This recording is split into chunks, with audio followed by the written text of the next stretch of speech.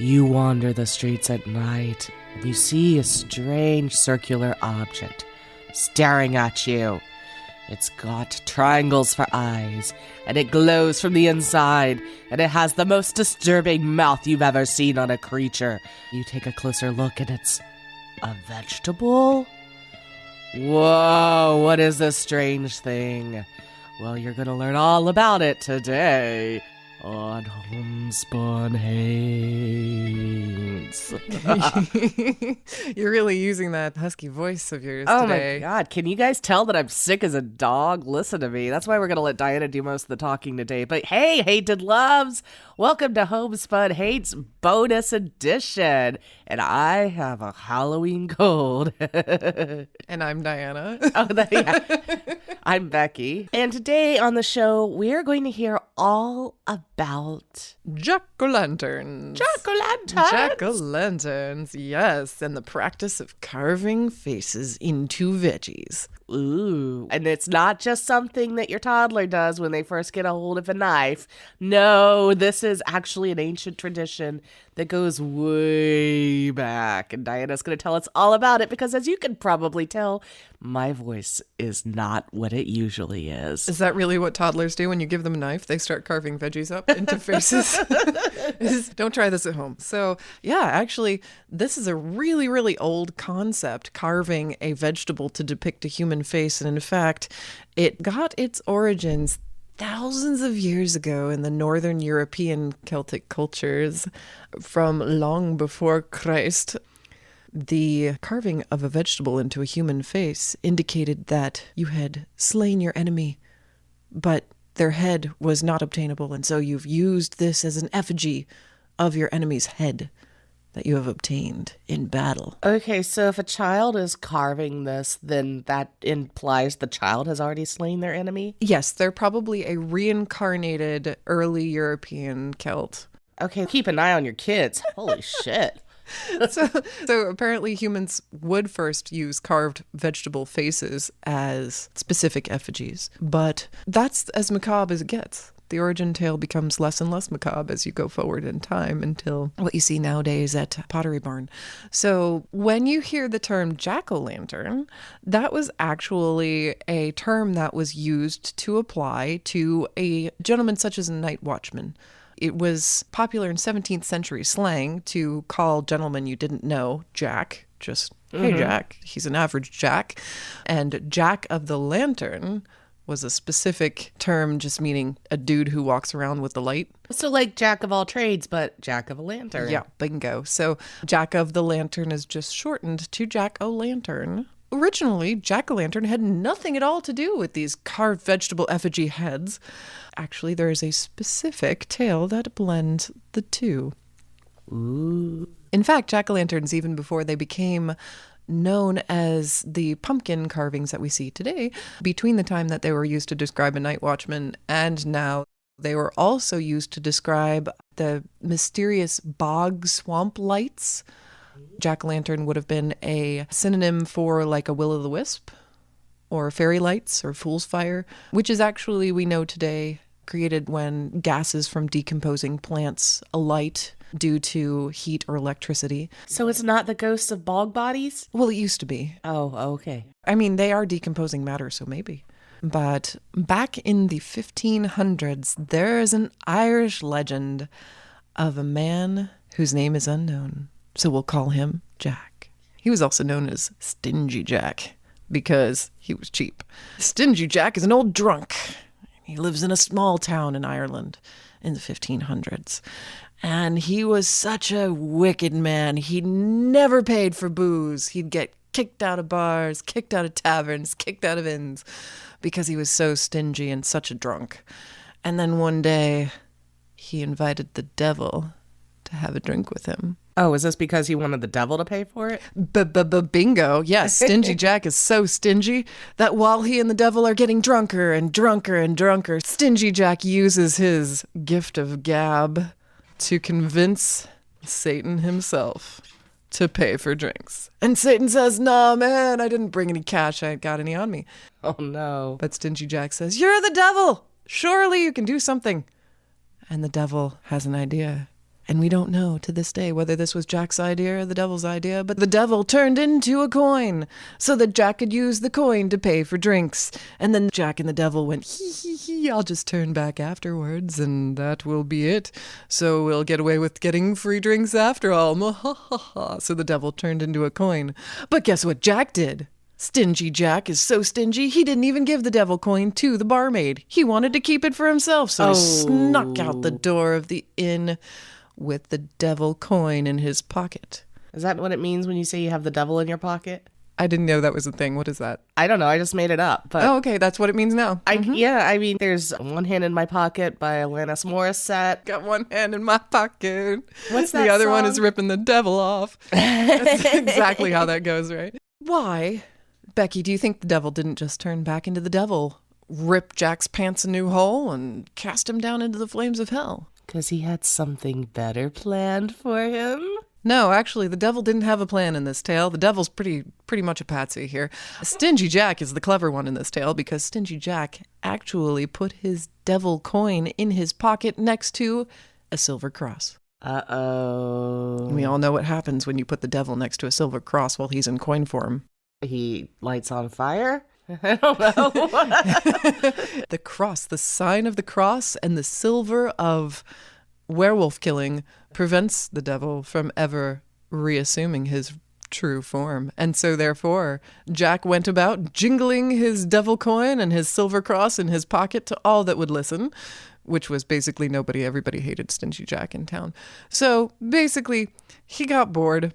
He decided, well, keeping the devil in my pocket's not something I can do in perpetuity. He took the devil out of his pocket to do laundry one day, I suppose, and the devil turned back into the devil. He was pretty pissed. But Jack had a contingency. He actually told the devil while he was in coin form, now listen here, I'll take you out of my pocket. You'll be able to turn back into the devil. But for 1 year from this day, you may not claim my soul. Oh, he only asked for 1 year? 1 year. He is stingy all around, I tell you. He's not the best negotiator, but the devil agreed. Apparently, the face on the front of the coin nodded up and down, indicating the devil's assent. And Jack did his laundry. He turned out his pockets, and the devil popped back into devil form, scowled a bit, and left. Now, Jack did not die within the next year, so the devil could not claim his soul either way. So the deal was pretty much a waste of time for both of them. But the devil came back to visit Jack 1 year later. Okay. Did he come with a pumpkin head? Not yet, not yet. No, you're getting ahead of us. So, the next year, the devil came back to visit Stingy Jack, saying, yeah, you tricked me once, but your year is up, Jack. I'm just going to follow you until you die, and then your soul is mine. As we all know, the devil, he likes souls. Okay, stop right. I'm not convinced this is actually the devil. Like, he has the time to go drinking. He gets swindled by a guy named Jack, and he also has nothing better to do than to follow this guy around. This is not the devil. This must be a ghost posing as a demon or something like that. Like, It's funny that you say that, being a Georgian and a fiddler. The fiddle contest when the devil went down to Georgia, that lasted all of a few minutes. We're talking years here. Devil time doesn't matter. It's not the same. You've seen the show Lucifer. In hell 1,000 years pass, whereas on earth but one season. Finale to season beginning. I just think passes. The devil would have... I have seen Lucifer, and I think the devil would have better things to do than, he'd want to be going and playing his piano or driving around in his Camaro. He was kind of ticked off that he got tricked. So that's why he came back 1 year later, just to rub it in Stingy Jack's face. Haha, you may have tricked me for 1 year, but your year is up, Jack. I'll just follow you until you die. And Jack said, that's fine. I was thinking of dying soon. In fact... I kind of want some of this poison fruit in this tree. Do you know that the tree has poison fruit? And the devil said, I don't know. Is that fruit poisonous? And Jack said, well, I can't climb trees, but if you climb up and get me a piece of that fruit, I'll eat it. We'll see. So the devil, he climbed the fruit tree, and Jack said, higher, I want that piece. He climbed higher in the tree and hears from below a scritch, scritch, scritch sound. And Jack says, higher, I want that piece. And the devil climbs higher. Scritch, scritch, scritch. And the devil finally picks the piece of fruit and begins climbing down the tree. And yet he hits the bottom branch of the tree and his foot gets stuck. He can no longer climb down the tree. And when he looks down, he sees that while he was up in that tree, climbing all the way to the top to get that fruit, which may or may not be poison fruit, Jack has carved the symbol of the cross into the trunk of the tree so the devil cannot cross it. And the devil was trapped in the tree. "Dang it, Stingy Jack," said the devil. "You did it again." So not the devil. "I'm guessing you want another year, do you?" And Stingy Jack said, "Try 10 years. He's starting to get better at this whole thing. He's figuring it out. He's sober now. He's not as bad a negotiator when he's sober. And the devil says, "Fine. What's 10 years in hell time? You can have your 10 years, Stingy Jack, but you're surely going to hell after that." And Stingy Jack said, "All righty then." And he scratched out the cross so the devil could come back down from the tree. The devil hops down from the lowest branch of the tree, finally able to get out of the tree, comes straight up in Jack's face and goes, "I guess I'll see you in 10 years. Your soul is mine." Disappears in a poof of fire and brimstone and angst. Yeah, still not, I think this is just a lower rung crossroads demon or something that has never collected a soul before. This guy keeps getting tricked way too often. I'm pretty sure there's citations indicating this is a true story. About the actual devil. Okay, well, sorry. So Jack bought himself 10 more years of not going to hell. But then what happened? The 10 years were up? Nope. He died? He died. Oh, he finally got himself some of the poison fruit? I guess. I don't know why Jack died. But he died before his 10 years were up. So he thought, I'm in luck. I can't go to hell. Here we go to heaven. And he shows up at the pearly gates and Moses checks the list. He says, "You're not on the list." It's like trying to get into a nightclub. Stingy Jack says, "Come on, certainly God knows me. And besides, I can't go to hell, so let me in." The devil was nowhere to be found. St. Peter goes, "Nope, I checked. You're not on the list." Give a fake name next time, Stingy Jack. Ah, Stingy Jack. He's Just so be like, upset. "I'm Joan of Arc." So Stingy Jack goes, "Fine, you won't let me into heaven." "Really? Really, you won't? Are you sure? God? Jesus?" God and Jesus are not there answering. St. Peter says, Get thee behind me." And Jack leaves the pearly gates. And because he's kind of a ne'er-do-well, he heads down to hell and he says, "Excuse me, Satan. I guess I'm not getting into heaven, so all right, here, collect my soul." And the devil goes, "Ha! We had a deal. You're not coming in here." And Jack says, "What? You're not allowing me into hell? I thought you wanted my soul." And the devil says, "I never go back on a deal, Jack." Ooh. So he sent Jack off to wander between worlds, between life and death, in the liminal space that is twilight and darkness, only allowing Jack to take one thing with him. He gave him a single burning coal from hell. Now, Jack, this is a terrible trick because Jack has no other light to light his way. Otherwise, he is lost in pitch darkness between the veils. But Jack has to hold this coal, and it burns his fingers with the fires of hell.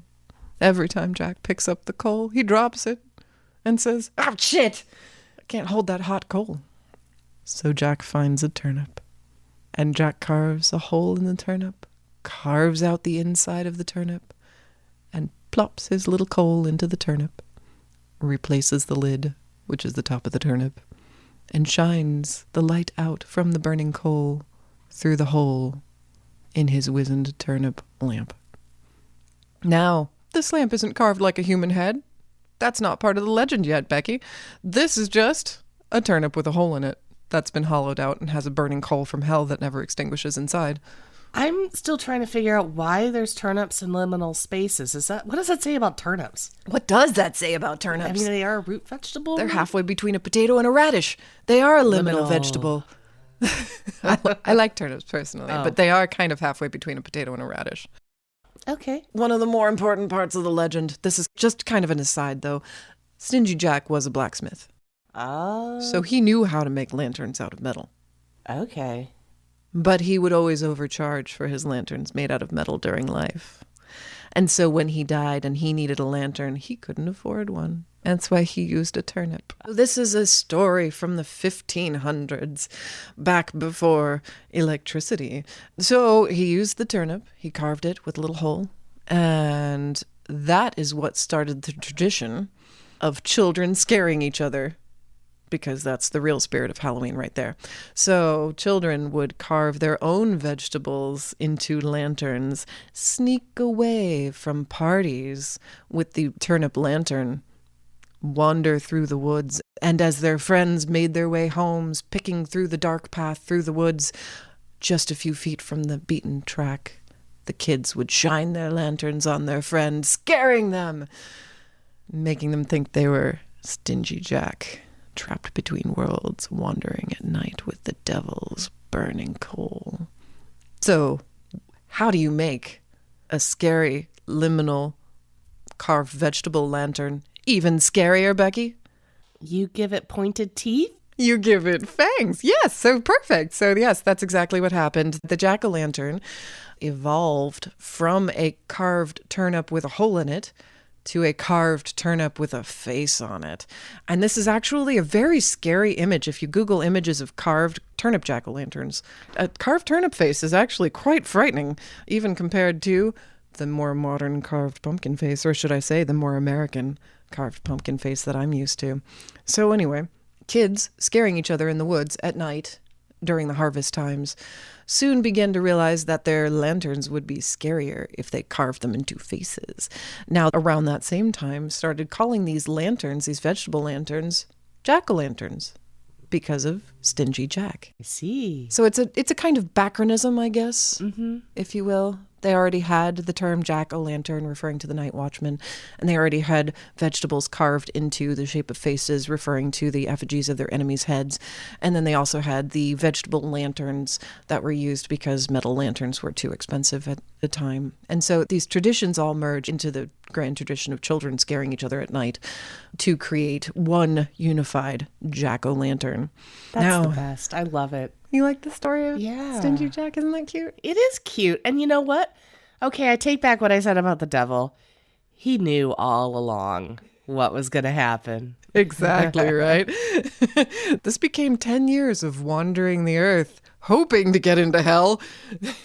That's what the devil was thinking. You'll be begging me to get into hell soon, Jack. That was the story of Stingy Jack. Do you think he's still wandering? Do you think the devil may have been like, okay, I can claim your soul, but I'm still going to curse you to wander? I think he is, and I think that's why there's still jack-o'-lanterns today. Mm-hmm. Now, what I understand, what I was told when I was in Ireland was that the reason it went from turnips to pumpkins, because the pumpkin being a fruit that is native to the Americas, people over here started using pumpkins instead of turnips because they discovered they were a lot easier to carve. And that's all there is to it. And they're bigger. That's the case. Yes, pumpkins are hollow. Turnips, if you've ever eaten a turnip, you know that they are not hollow. You have to hack and hack and hack and hack and hack until you finally end up with a hollow space. And then even when they are hollow, they don't actually have a very thick skin. And so when you carve them, it wrinkles and peels in a weird, funky way that only lasts a little while. So yes, Irish immigrants to the Americas changed their habits from carving turnips or even potatoes. That's not going to last long. Right. To carving pumpkins, which have been harvested for thousands and thousands and thousands and thousands of years in the America, even before corn was a thing as a cultivated crop. The native peoples in the Americas cultivated pumpkins and other gourds. And so when you hollow out a gourd, it does have delicious stringy brains, but also it forms a nice little pumpkin shell all by itself. Yes. And so that gets us to the Americanization of jack-o'-lanterns, doesn't it? So this wasn't until the early 20th century or the late 19th century. So this is 400 years, 300 years later, that we finally see the pumpkin being carved out instead of turnips. And honestly, I'm going to do a etymology for goth polyglots episode in our blog about pumpkins because the word pumpkin is a fascinating origin, but you'll have to read all about that later. Yay. So as the Irish immigrated to the New World, they started making their lanterns out of carved out pumpkins during the fall harvest. And we actually have a former mayor of the city of Atlanta, Georgia, to thank for the commercial popularity of jack-o'-lanterns in the United States. Yes, we do. I know. Of course, there have been literary references to carved pumpkins. The Headless Horseman, of course, through the pumpkin, the uncarved pumpkin at Ichabod, and then there was the image of the pumpkin with the face carved into it. Flaming, of course. And then various publications had artwork depicting carved pumpkins with flaming faces. But they were never actually a part of pop culture that was something commonly done by people who were Americans other than Irish immigrant families. And in fact, this was probably not very popular after electricity became more readily available, even amongst Irish immigrants. So there was a publication, I think, the first publication in the United States that was a magazine in the 1850s depicting a pumpkin head. But it had nothing to do with Halloween. It had nothing to do with the story of Stingy Jack. It was just a fall image, was the glowing pumpkin. However, in 1892, Mayor William Hemphill of Atlanta threw a Halloween party, and his wife decided that what she was going to decorate was several artistically carved pumpkin faces with glowing lamps inside. And so that's what started the trend, like Melania's red trees, I suppose. Yeah, nothing starts a trend like the First Lady doing something. The First Lady of Atlanta, yes. Woohoo. So the First Lady of Atlanta, Mrs. William Hemphill, decorating her spooky fall harvest party with pumpkins. The next year, everyone wanted their own carved pumpkin glowing face for their party. And so it became a symbol of welcome to my spooky party. And for a while there, when trick-or-treating became a thing, you were not welcome at houses. You knew you were welcome only if the house displayed a jack-o'-lantern indicating, I am decorated for my spooky party, you are welcome. Nowadays, according to the USDA, more than 1 billion tons of pumpkins are sold in the United States every fall. Wow. Yeah, it's a lot of pumpkins. Well, Diana, thank you so much for educating me all about the mysterious, the spooky, the ethereal and liminal jack-o'-lantern. I am going to think differently about those rotting jack-o'-lanterns that are on my back porch right now. I really need to take out. And if they rot long enough, perhaps they'll make their own jack-o'-lanterns or will-o'-the-wisps. If the lightning hits them as they rot. I'll just say, oh, it's the ghosts of the bog bodies coming back to visit. Diana, that was fascinating. We hope you enjoyed this spooky treat. Of course, everything we do is a spooky treat. Well, that's true. We really hope you enjoyed this historical lesson about the jack-o'-lanterns. If you want to see images of these carved turnips and also Diana and I attempting to carve our own pumpkins, I don't think we're going to attempt to carve turnips, please follow us on TikTok at Homespun Haints. And as always, if you want to support us in other ways, we have our Patreon, patreon.com/homespunhaints. Thank you for listening. Thank you for listening to my gravelly voice. Yes. All right. No more tricks. All treats from here on out. We'll see you later, and have a spooky day.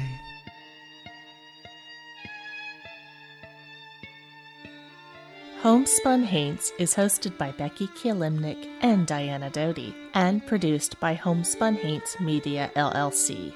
Editing and music by Becky Kielimnik. Show notes by Diana Doty. If you have a ghost story and you'd like to be considered as a guest for this podcast, please visit our website at homespunhaints.com/submit.